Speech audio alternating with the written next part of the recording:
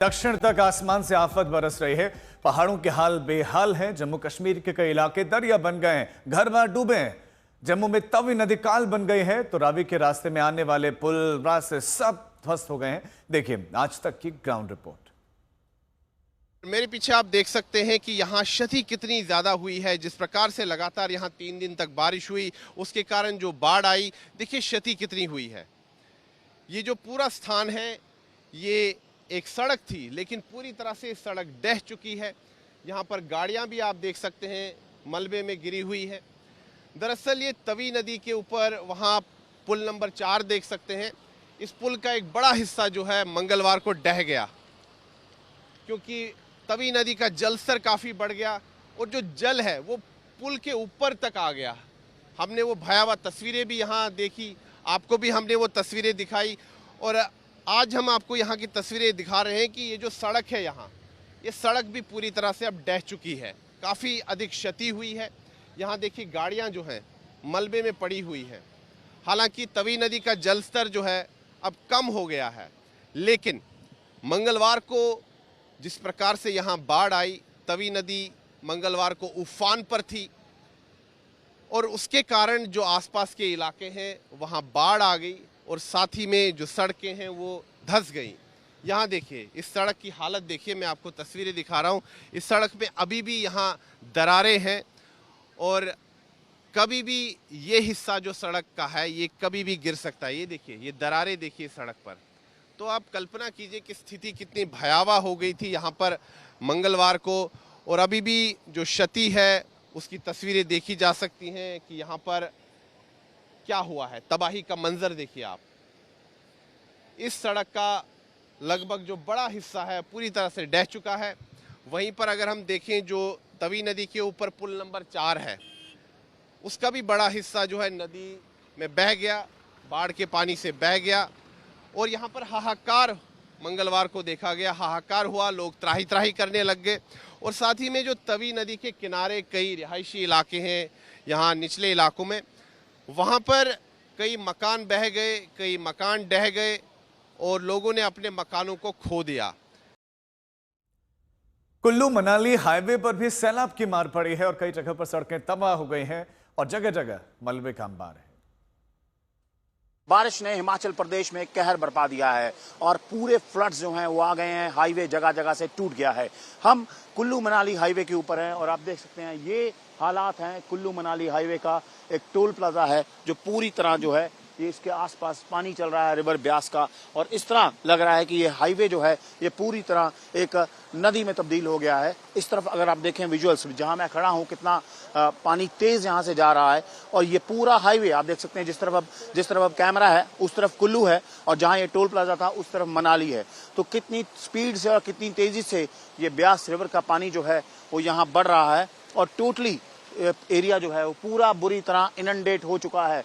सो उस तरफ मनाली है, वहां से क्योंकि पूरा अब रास्ता कट गया है, हाईवे जगह जगह टूट गए हैं और ये फ्लडिंग हो गई है। तो आप देख सकते हैं क्या हालात यहाँ पर बने हुए हैं।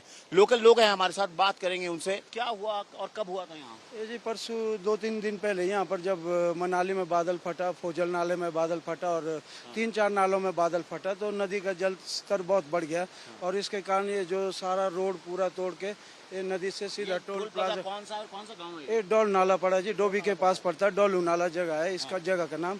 और बाद में इसने पूरा नदी का रुख डोल नाला कर दिया। तो आज तो पानी थोड़ा कम हो गया, पिछले कल तो पूरा पानी था यहाँ पर। चलने यहाँ खतरे में रह रहे हैं? हाँ जी यहीं पर रह रहे जी, खतरे में रह रहे। परिवार भी है यहाँ पर, देखो घर बार है। पानी जब आया आप लोग कहाँ थे? हम तो पीछे गए ना, फिर क्या करेंगे परिवार के साथ, कहाँ दिखता गई। से पानी ऊपर चल रहा था पहले? हाँ ऊपर चल रहा था, पानी बहुत था। तो ये हाईवे बंद पड़ा हुआ, बिल्कुल जगह से टूटा हुआ जगह। इस बाढ़ की वजह से क्या दिक्कतें आ रही हैं आप लोगों को? दिक्कतें बहुत ज्यादा आती है सर। यहाँ पे पानी पीने के लिए पानी नहीं है हमें और बहुत ज्यादा पानी 2-3 दिन से पानी पूरा फ्लोर आ रहा है सर इसमें पानी का। तो यहाँ ढाबे हैं, होटल हैं, लेकिन सब ठप हो गया। सब ठप हो गए सर, ये सारे ढाबे डूबे ठप हो गए। रोजगार में आगे पीछे भी रोड बंद हो गया, फिर पीछे रोड बंद हो गया, ढाबा कहाँ चलेगा? कोई आने वाला नहीं है। सारा सेब हमारा इस टाइम और सारा सेब का सीजन है इस टाइम। सब हमारा सेब पूरे पेड़ों पे रिसल्ट रहे, बहुत ज्यादा नुकसान हो गया, कम से कम कई हजारों करोड़ का नुकसान हो रहा है। और इस टाइम तो 10-15 गाड़ियां, जैसे हमारे गांव में तो बहुत 100-150 गाड़ियों का माल है, तो यानी कि सबका पेड़ सेबों में सड़ रहा है, यानी कि बहुत ज्यादा नुकसान हो रहा है। अगर ऐसी हालत रही तो बहुत ज्यादा नुकसान होगा इस बार। गवर्नमेंट पता नहीं क्या। तो आपने देखा कि किस तरह ये हाईवे जो है, ये पैरों की तरफ देख सकते हैं भी किस तरह ये हाईवे एक नदी में तब्दील हो गया है। इतनी तेजी से पानी आ रहा है, टोल प्लाजा ठप पड़ा है, हाईवे टूट गए हैं। तो ये हालात हैं हिमाचल प्रदेश के, खास करके कुल्लू मनाली स्ट्रेच के, जो बिल्कुल फ्लडेड हो चुका है। कुल्लू मनाली हाईवे से कैमरा पर्सन गुंजीत के साथ असीम बस्सी, आज तक। अब बात पहाड़ से लेकर मैदान तक मचे प्रलय की।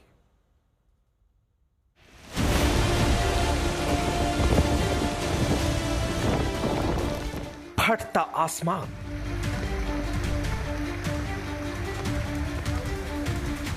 मचती तबाही,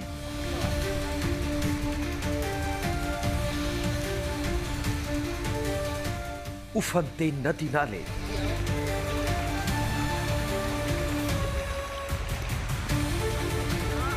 धंसते मकान,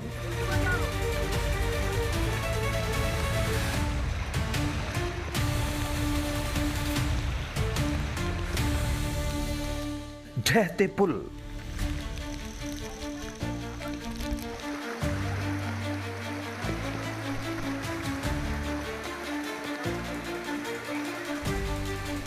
बहती सड़क,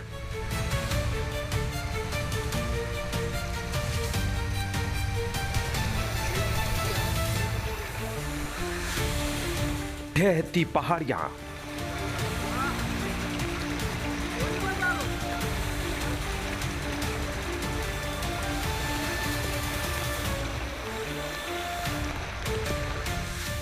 कदम कदम पर कहर,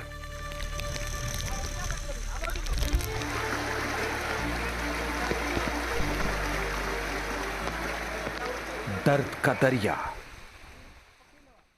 हिमाचल में ब्यास नदी का कहर लगातार बढ़ता जा रहा है और सिर्फ घर और दुकानें ही नहीं बल्कि लाइफलाइन माने जाने वाला नेशनल हाईवे 3 भी इस बाढ़ की चपेट में आ गया है।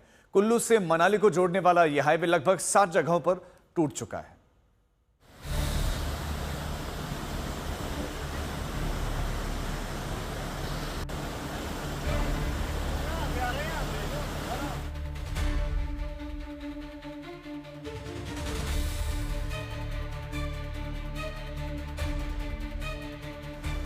हिमाचल पर आसमानी आफत कुछ ऐसी टूटी है कि सूबे की जीवन रेखा माने जाने वाले हाईवे पर इन दिनों व्यास का कब्जा है। पिछले 3 दिनों के अंदर हुई बारिश के बाद Kullu Manali national highway number 3 तबाह हो गया है। व्यास की उफान ने कुल्लू में जो तबाही मचाई है, उस जगह पर अभी सिर्फ और सिर्फ मलबा नजर आता है। 5 मकानें, कुछ दुकानें और सैकड़ों फीट में हाईवे पूरी तरह तबाह हो चुका है।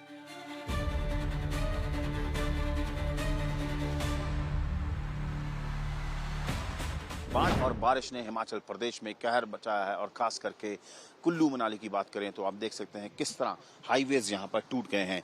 ये नेशनल हाईवे है जो कुल्लू को मनाली के साथ जोड़ता है, लेकिन आप देख सकते हैं भी किस तरह ये पूरा हाईवे, ये देख सकते हैं कि ये पूरा नेशनल हाईवे मूवरेबल रोड्स थी, ये सारी यहाँ से गाड़ियाँ जाती थी और टूवर्ड्स मनाली जाती थी। लेकिन आप कैमरे से देख सकते हैं कि ब्यास रिवर ने इस पूरे हाईवे को तोड़ दिया, वॉश आउट कर दिया और पूरा यहाँ पर जो डिस्कनेक्टिविटी है वो बन गई है। कुल्लू में इस तबाही में हुए नुकसान की भरपाई कब तक की जा सकती है, अनुमान लगाना मुश्किल है, क्योंकि इससे पहले जब व्यास में सैलाब उतरा था तो उससे पहले नदी के किनारे दिख रहे सारे निर्माण अब सिर्फ कंकड़ पत्थर, लकड़ी और मलबे की शक्ल में नजर आ रहे हैं। खासकर नेशनल हाईवे कम से कम 7 जगहों पर टूट गया है।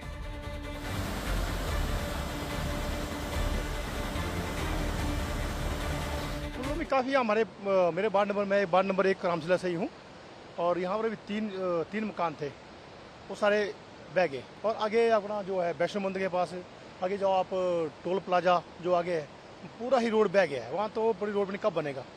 वहाँ एक रायसन के पास एक शीड रिजॉर्ट के था होटल, उसका भी आगे को भी उसको खतरा है। उसके वहाँ से पूरा पानी चला हुआ है, नदी पूरी बह रही है, रोड का बिल्कुल रोड गायब है, आगे तक बहुत बुरे हाल है। कुल्लू के ही बनाला में तो पहाड़ी से ऐसा भूस्खलन हुआ है कि हजारों हजार टन मलबे ने सैकड़ों फीट में पूरी सड़क पर पहाड़ खड़ा कर दिया है। इस मलबे को हटाने के लिए मशीनें लगा दी गई हैं, लेकिन सड़क के दोनों ओर बड़ी संख्या में लोग फंस चुके हैं। सबसे ज्यादा परेशानी वो ट्रक ड्राइवर हैं, जिनके ट्रक लोडेड है। उन्हें अब नुकसान की आशंका बढ़ती जा रही है, क्योंकि ये रास्ता कब खुलेगा कहना मुश्किल है। हम यहाँ 4 दिन से फंसे आ रहे, पीछे से बदरौल मंडी से चले हैं, वहाँ से चलते चलते 4 दिन हो गए हमें इधर आ जाते। पुलिस वालों ने रोक दिया हमारे को, तकरीबन कोई 10 बजे का टाइम था कि रुक जाओ, आगे स्लाइडिंग हो रही है। तो जब सुबह आके देखा तो यहाँ इतना बड़ा स्लाइडिंग हो गया था। दिन में लोड करके आए मनाली से सेब, और 7 बजे के लगभग यहाँ बनाड़ा से आगे ये स्लाइडिंग हो गई, तो हम इसमें जाम में फंसे हुए हैं। हाँ जी। कुल्लू ही नहीं, रामशिला, बाशिंग जैसे इलाकों में भी जमीन की जगह अब सिर्फ मलबा और नदी का बहाव दिखाई देता है। भीषण बाढ़ से एनएच को खासा नुकसान पहुंचा है। कुल्लू मनाली के कनेक्टिविटी की बात करूं तो कुल्लू मनाली में कई ऐसे स्पॉट्स हैं जहां पे एनएच पूरी तरह से बाधित हुआ है, और कई जो बड़ा हिस्सा है जो एनएच का बाहर। मैं फिलहाल अभी कुल्लू के साथ लगते रामशिला इलाके में हूँ। आप देख सकते हैं कि यहाँ पे करीब 40 से 50 फीट दूर ये जो नदी होती थी, लेकिन अब ये सड़क को इसने पूरी तरह से डैमेज किया है और अब ये बिल्कुल सड़क के साथ बह रही है। अब सड़क की जगह यहाँ पे बिल्कुल मलबा ही मलबा दिखाई दे रहा है। हालांकि प्रशासन की कोशिश है कि इसे जल्द इसे थ्रू किया जाए, क्योंकि लोगों को अब खासी दिक्कतों का अब सामना करना पड़ रहा है। हिमाचल प्रदेश में ये तबाही कितनी बड़ी है, इसका फिलहाल अंदाजा लगाना भी मुश्किल है, क्योंकि सिर्फ 24 से 26 अगस्त के बीच ही राज्य को करीब 158 करोड़ रुपए से अधिक के नुकसान का अनुमान लगाया जा रहा है। असीम बस्सी, कुल्लू, आज तक। वैष्णो देवी रूट पर हादसे में मौत का आंकड़ा 34 तक पहुंच गया। कई अस्पतालों में भी है। रास्ता अभी बंद है और रास्तों को ठीक करने का काम तेजी से चल रहा है। कटरा बाजार के बीचों बीच जो आप देख रहे हैं, एक विरोध प्रदर्शन है और साथ में श्रद्धांजलि है। खास तौर पे 30 से ज्यादा यात्री जो मारे गए हैं, आप ये देखिए यहाँ पर फूलों के साथ श्रद्धांजलि दी जा रही है। ये फाउंटेन चौक है और आप देख सकते हैं किस तरह से आम नागरिक है और कई ऐसे यूनियंस हैं जिनके लोग यहाँ पर आए हुए हैं। जाहिर सी बात है, यहाँ पर आप सुन सकते हैं कि यहाँ पे लोग हैं वो सवालिया निशान जरूर उठा रहे हैं और जानने की कोशिश करते हैं, क्योंकि यहाँ पे अब अंदर से रैली करते हुए अगर हम बात करें, यहाँ पर आप देख सकते हैं कि श्रद्धांजलि दी गई है। देखो, इनमें यात्रा को रोकना चाहिए था ना। अगर बारिश, स्कूल बंद थे, कॉलेज बंद था, सब कुछ बंद था, तो यात्रा को भी रोकना चाहिए था। यात्रा को तो रोकना चाहिए था ना, तो यात्रा को नहीं रोका, ये गलती इनकी है ना। गलती तो इनको गलती माननी पड़ेगी ना। किस चीज को लेके नाराजगी है? एक तो ये दुखद घटना हुई है, लेकिन जिम्मेदार कौन है? जिम्मेदार श्राइन बोर्ड है। मेरा त्रिकुटा पर्वत जो पूजनीय और पवित्र है, माता रानी ने पैदल जहां से चल के बाणगंगा, चरण पादुका, अर्धकुंवारी, भवन और भैरव घाटी जो पूरा ये यात्रा है, लेकिन पिकनिक स्पॉट जो है श्राइन बोर्ड की तरफ से इसको बनाया जा रहा है। आए दिन डेवलपमेंट करता है। एक गुफा थी 1986 में, आज 4 गुफा है। पॉपुलेशन तो रुकेगी नहीं, जनसंख्या तो रुकेगी नहीं, यात्रा तो बढ़ती जाएगी। आप क्या करोगे? गुफा पे गुफा बनाते जाओगे। अब 4 रास्ते हैं मैम, पहाड़ी पे 4 रास्ते बना दिए हैं। त्रिकुटा पर्वत चल रहा है, उसके बीच में से लैंडस्लाइड एक नहीं कई लैंडस्लाइड हो रही है। मेरे यात्रियों का कातिल है श्राइन बोर्ड। मैं कहना चाहता हूँ श्राइन बोर्ड को, आपके आगे हाथ जोड़ता हूँ,